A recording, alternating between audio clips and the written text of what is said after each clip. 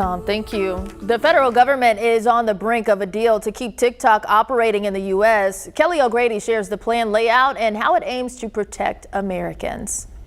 And we are learning new information about a potential deal to keep TikTok alive and well in the U.S. The White House announced basic details of a plan it says will save the social media app for more than 170 million American users while addressing still national security concerns. Money Watch correspondent and TikTok user Kelly O'Grady is here to break it all down. Kelly.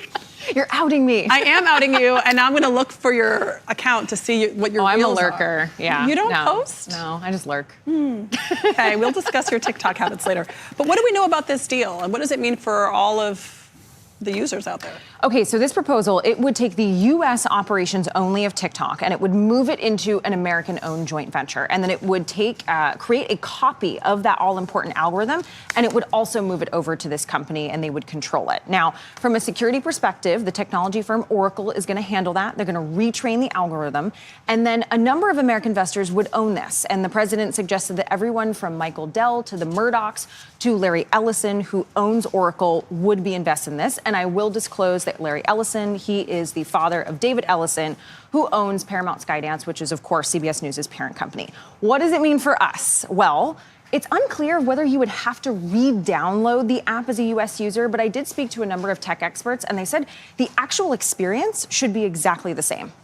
So, I mean, personally, the security concerns are what make me most interested in this story. But I know that TikTok users like it for entertainment. And when they hear retrain the algorithm, they might be thinking, hold on, what's this going to do to my experience on the app? Is there an expected change?